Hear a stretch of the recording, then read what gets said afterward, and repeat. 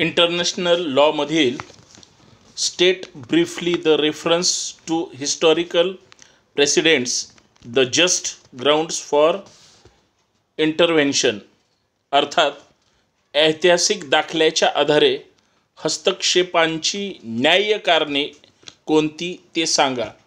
हा महत्त्वाचा प्रश्न आहे आणि याच्यावर परीक्षेमध्ये याच धर्तीवर प्रश्न विचारू शकतात. त्याचं उत्तर असं आहे की आंतरराष्ट्रीय कायद्यामध्ये हस्तक्षेपांची व्याख्या वेगळ्या कायदेतज्ञांनी केलेली आहे. कायदेतज्ञ केल्सन यांच्या मते आंतरराष्ट्रीय कायदा हा सर्वच परिस्थितीमध्ये हस्तक्षेप निषेध व्यक्त करीत नाही. त्यांच्या मते जर एखादे राज्य दुसऱ्या राज्याच्या मामल्यात शक्तींच्या प्रयोगाद्वारे ढवळाढवळ किंवा हस्तक्षेप करीत असेल तर आंतरराष्ट्रीय कायद्याच्या अंतर्गत अशा उल्लंघनाची प्रतिक्रियेच्या स्वरूपात हस्तक्षेप केला जातो. कायदेतज्ञ प्रो कोपेनहाइमच्या मते एखाद्या राज्याद्वारे इतर राज्यांच्या मामल्यात अशा पद्धतीने दखल घेतली जाते की ज्यामुळे वस्तू विद्यमान परिस्थितीमध्ये आणल्या जातात व त्यात परिवर्तन घडवून आणले जाते. एकंदरीत संयुक्त राष्ट्र महासभेच्या 1965 मध्ये या सिद्धांतामधील पुन्हा स्पष्टीकरण केले. त्या प्रस्तावात स्पष्ट केले की कोणत्याही राज्याला दुसऱ्या राज्याच्या अंतर्गत व बाहेरील मामल्यामध्ये प्रत्यक्ष किंवा अप्रत्यक्ष दखल घेण्याचा कोणताही अधिकार नाही.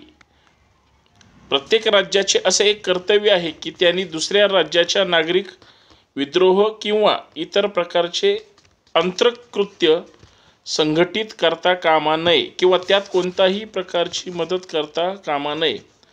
जोपर्यंत हस्तक्षेप न करण्याच्या सिद्धांताचा संबंध आहे, कोणत्याही राज्याने किंवा राज्याच्या संघाने कोणत्याही इतर राज्याला अंतर्गत वा बाह्य मामल्यात प्रत्यक्ष किंवा अप्रत्यक्ष हस्तक्षेप करता कामा नये.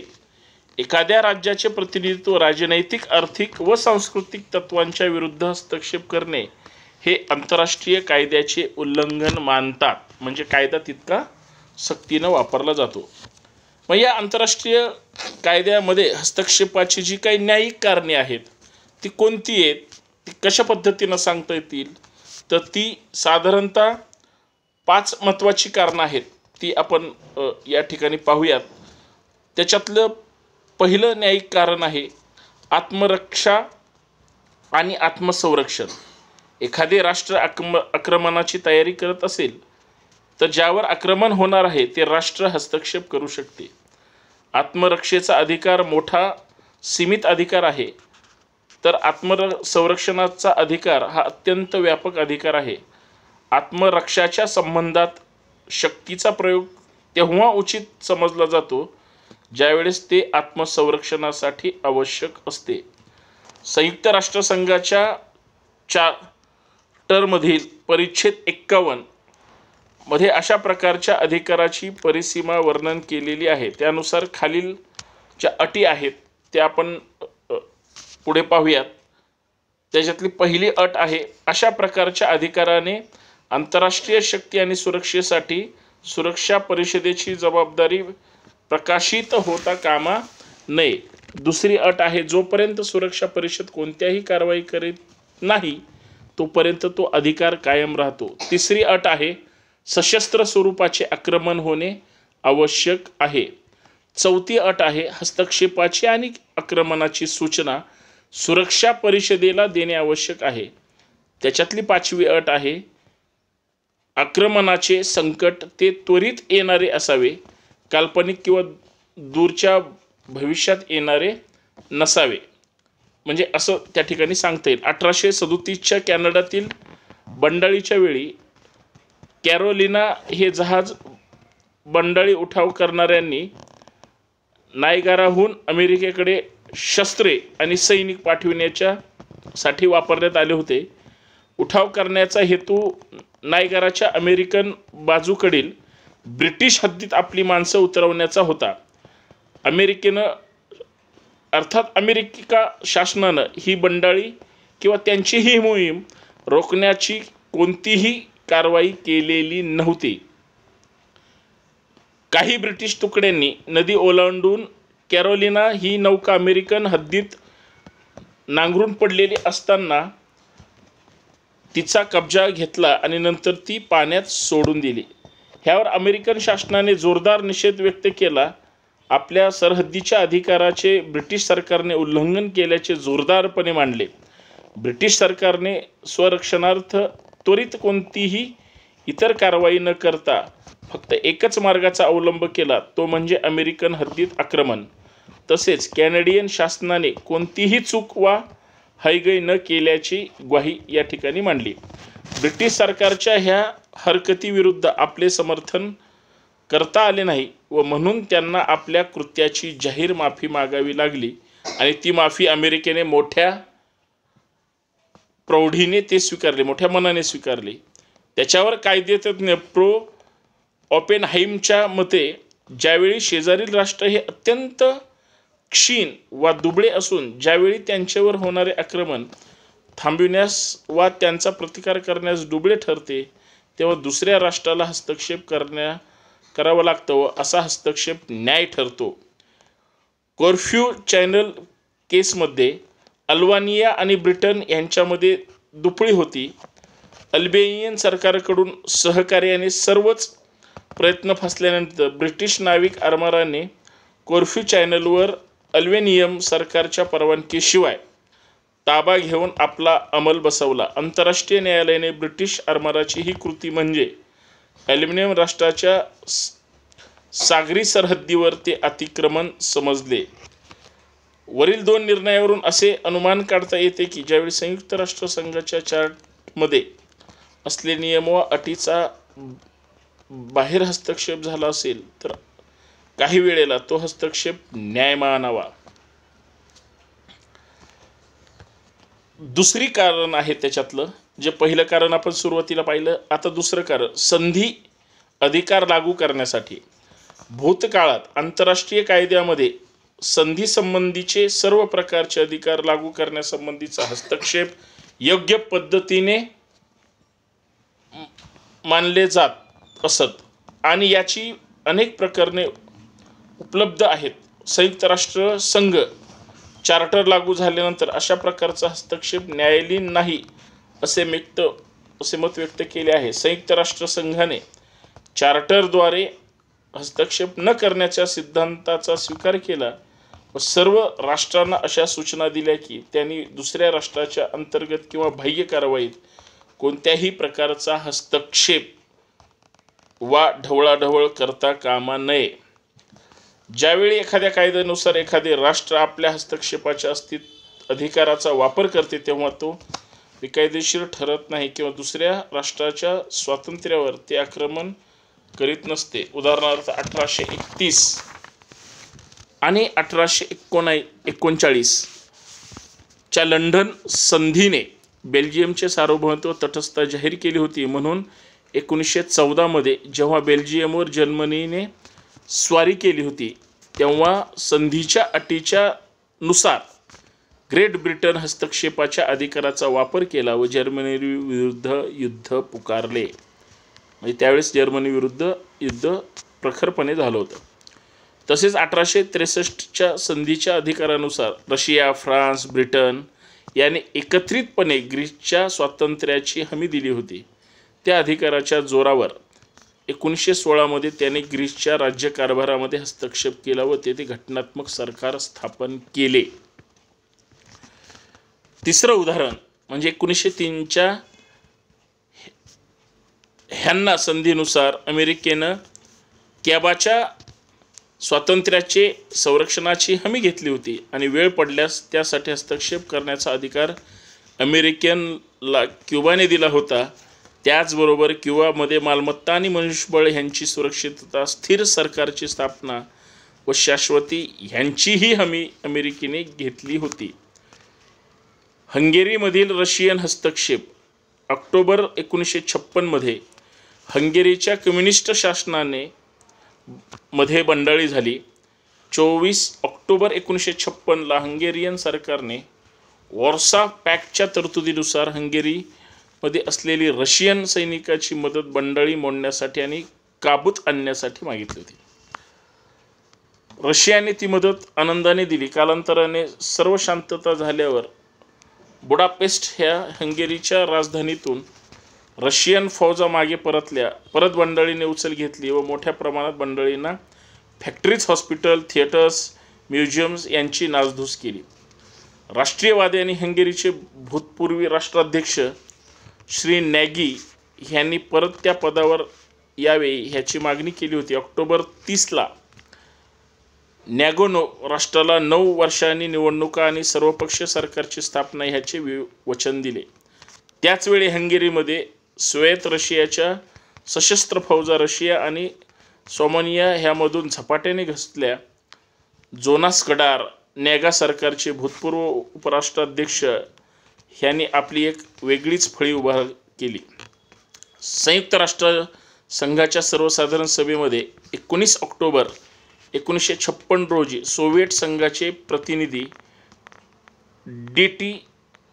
शोपितोव्ह म्हणाले, आपल्या समर्थनासाठी केलेल्या भाषणात त्याने असं सांगितलं की वॉर्सॉ पॅक्टच्या तरतुदीनुसार हंगेरीशी सोव्हिएत संघाचे संबंध सहकार्याने आणि मित्रत्वाचे आहेत. त्यानुसार वर्तन घडले. लवकरच सोव्हिएत संघाच्या मदतीने हंगेरीमधील बंडाळी संपुष्टात आली व परिस्थिती आटोक्यात आली. 9 नोव्हेंबर 1956 रोजी संयुक्त संघाने तातडीची सभा बोलवून सोव्हिएत संघाला आपल्या फौजा मागे घेण्याचा आदेश दिला. हेतू हा आहे की हंगेरीमधील सार्वजनिक निवडणुका कोणत्याही दडपणाखाली न राहता संयुक्त संघाच्या देखरेखीखाली पार पडल्या जाव्यात किंवा पडाव्यात. मात्र इथे एक लक्षात ठेवणे आवश्यक आहे की दुसरे महायुद्ध संपल्यानंतर रशियन फौजांचा ताबा हंगेरी, पोलंड आणि सामानियावर होता. वॉर्सॉ पॅक्ट हा उत्तर अटलांटिका संधिच्या आदेशाचे उत्तर म्हणून निर्माण झाला होता. सार्वजनिक संरक्षणासाठी म्हणून रशियाला हा अधिकार त्यानुसार मिळाला होता व रशियाने तो वॉर्सॉ पॅक्टच्या तरतुदीनुसार अधिकार बजावला होता. अफगाणिस्तानमधील सोव्हिएत हस्तक्षेप 27 डिसेंबर 1979 रोजी अफगाण अध्यक्ष हफीज मुल्ला अमीन यांचे सरकार उलथून टाकले गेले. त्या कटाचे नेतृत्व बब्राक करमाळ यांच्याकडे होते. सोव्हिएत संघाकडून फौजा आणि शस्त्रे ह्यांची मदत कम्युनिस्ट विरोधी पक्षांची बंडाळी मोडण्यासाठी पाठवण्यात आली. अफगाण सरकारच्या विनंतीनुसार आर्थिक, राजकीय व लष्करी मदत पाठवण्यात आली होती. डिसेंबर 28 अमेरिकाच्या अध्यक्ष कार्टर ह्यांना अफगाणिस्तानमधील सोव्हिएत हस्तक्षेपाचा कडक भाषेत जोरदार निषेध केला व वापकस्थानकडे जो शस्त्रांचा पुरवठा होता त्यावर बंदी घालावी अशी मागणी केली. त्याचप्रमाणे पाकिस्तानला आर्थिक व लष्करी सहाय्य पुरवावे असे ठरले. संयुक्त राष्ट्रसंघाच्या सुरक्षा परिषदामध्ये ह्याबाबत 5 जानेवारी 1980 रोजी जोरदार चर्चा झाली. परंतु त्यावेळी सोव्हिएत फौजा अफगाणिस्तानातून मागे घेण्याची जी सूचना मांडली गेली होती, सोव्हिएत संघाने आपला मताधिकार व्हेटो नोंदवल्यामुळे ती सूचना संमत होऊ शकली नाही. मात्र संयुक्त सर्वसाधारण सभेमध्ये अफगाणिस्तानावर प्रश्न उपस्थित झाले. त्यावेळी सभेने अफगाणिस्तानामधून सर्व प्रकारच्या लष्करी मदतीला मागे घेण्यास यावे असा आदेश देण्यात आला होता. हेतू हा की अफगाणिस्तानामधील जनतेने स्वतःच्या इच्छेने, खुशीने, दुसऱ्या कोणाचेही दडपण न घेता आपल्या सामाजिक, राजकीय किंवा आर्थिक प्रश्नावर विचार करून निश्चित कार्यपद्धती ठरविण्याचे स्वातंत्र्य उपभोगात यायला हवे. 20 नोव्हेंबर 1980 रोजी आणि पुन्हा 18 नोव्हेंबर 1981 रोजी सर्वसाधारण सभेमध्ये अफगाणिस्तानमधून सोव्हिएत संघाच्या फौजा काढून घेण्याचा आदेश व अफगाणची जनतेचे आपले मनपसंत सरकार स्थापण्याचा हक्क आणि पुनरावृत्ती झाली. नंतर ह्यावर अफगाण मंत्र्यांनी असा आदेश म्हणजे संयुक्त संघाच्या चार्टरमध्ये कमालीची पायमल्ली होय अशी टीका केली होती. सोव्हिएत संघाने अफगाणिस्तानमध्ये वारंवार पाकिस्तानी सरहद्दीकडून होणारे आक्रमण व म्हणून अफगाणी सुरक्षेसाठी करत असलेली सोव्हिएत मदत असे आपले समर्थन चालू ठेवले. त्यातून सोव्हिएत मदतीचा हेतू एकच नव्हता. त्या पाठीमागे गल्फ देशांना जी अमेरिकन मदत जात होती त्याला एक प्रकारे उत्तरच होते. अमेरिकेच्या सोमालिया, ओपन केनिया सारख्या देशामध्ये जी नवीन ठाणी स्थापन झाली होती त्याकडे दुर्लक्ष करता येत नव्हते. त्याशिवाय डियागो गार्सिया येथील अमेरिकन ठाणे, नवीन आरमाराची प्रचंड फौज आणि अणुशस्त्रांचा साठा हेही होते. शिवाय अमेरिका आणि रशिया यांच्यामधील अणुशस्त्रांचा साठा हेही होते. शिवाय अमेरिका रशिया यांच्यामधील अणुशस्त्रांचा प्रश्नावरून तंटा चालू होता व त्याचाच अफगाणिस्तानचा प्रश्न हा एक होता असे मानायला हरकत नव्हती. इथे केवळ न्याय आणि अन्यायाचा झगडा नव्हता तर दोन प्रचंड शक्तींचा सामना होता. पाकिस्तानला मदत करून राष्ट्रांनी तिथल्या सत्ताधाऱ्यांना उचलून जनरल डिया यांना लोकशाही नष्ट करून सत्ता स्थापन करण्यासाठी मदत केली होती. त्यांता ते एक प्रकारचे उत्तरच म्हणूया. म्हणून अफगाण प्रश्नावर उत्तर शोधण्यासाठी जेव्हा पाकिस्तान आणि अफगाणिस्तान ह्यांच्या समझोत्याची चर्चा झाली तेव्हा या प्रश्नाकडे दोन्ही देशाच्या बघण्याचा भिन्न दृष्टिकोन स्पष्ट झाला व त्यावर समझोता होऊ शकला नाही. एप्रिल 1982 ला संयुक्त राष्ट्रसंघाच्या देखरेखीखाली जिनिव्हात दोन्ही राष्ट्राच्या चर्चेची पहिली फेरी झाली. त्यावेळेस असे ठरले की सोव्हिएत फौजा अफगाणिस्तानामधून मागे घेण्यात याव्यात. अफगाणी जनतेला आपले सरकार स्थापन करण्याचे स्वातंत्र्य आणि 3 दशलक्ष अफगाणी निर्वासितांना परत त्यांच्या देशात परत पाठवणे हा सर्वात प्राथमिक तोडगा प्रश्न सुटण्यासाठी होऊ शकेल असे ठरविण्यात आले. रशिया आणि अफगाणिस्तान ह्यांनी सोव्हिएत फौजा अफगाणिस्तानामधून मागण्यास आनंदाने संमती दिली. मात्र त्यासाठी अमेरिका आणि चीन ह्या 2 देशांनी त्याबद्दल अफगाणिस्तानमध्ये कोणताही हस्तक्षेप होणार नाही याची हमी द्यावी असे सुचवले. शिवाय नेहमीच अफगाणिस्तानने स्पष्ट बोलण्याचा आग्रह धरला होता. परंतु इस्लामाबाद प्रमाणे बाबरा करमाल सरकारने हे अफगाणिस्तानचे योग्य व न्याय प्रतिनिधी नसल्याची भूमिका घेतली होती.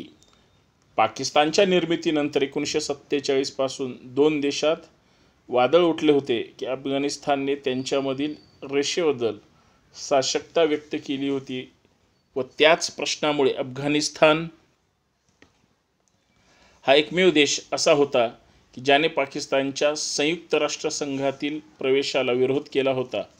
जे 3 दशलक्ष अफगाणी निर्वासित अफगाण पाकिस्तानच्या सरहद्दी वस्ती करून होते त्यांच्यामुळे पाकिस्तानच्या सुरक्षा व्यवस्थेला धोका उत्पन्न होता. त्यांच्यामुळे चरस, अर्थात गांजा, अफू यासारख्या गुंगीच्या वस्तूचा प्रवेश होता. शिवाय हे निश्चित निर्वासित पाकिस्तानात कमी पगारावर काम करायला तयार असल्याने पाकिस्तानी कामगारांमध्ये स्पर्धा निर्माण होऊ लागली. त्यांच्या वाढत्या संख्येमुळे पाकिस्तानमध्ये आर्थिक तणाव जाणवू लागला होता. तसेच पहिले तर अफगाणिस्तानातील प्रश्न अंतर्गत स्वरूपात होता, परंतु सोव्हिएत संघाने पात्र आपल्या फौजा यामागे घेतल्यानंतर त्याऐवजी 6,000 ते 10,000 अफगाणी सैनिकांना तयार करण्यास सुरुवात केली होती व तो प्रश्न तसाच चिघळत राहिला होता किंवा गेला होता. सर्वसाधारण सभेने जेव्हा या प्रश्नावर मतदान घेतले तेव्हा 119 त्यांच्या बाजू व 20 त्याच्या विरुद्ध आणि 14 तटस्थ असे मत होऊन तो ठराव संमत झाला. सोव्हिएत फौजा अफगाणिस्तानमधून मागे घेण्याचा हा सर्वसाधारण सभेचा ठराव मंजूर म्हणजे औपचारिक ह्यांचे एक उदाहरण होय. राजकीय वाटाघाटी होऊन काही गोष्टी निश्चित केल्याशिवाय सोव्हिएत फौजा मागे घेतल्या जाणार नाहीत.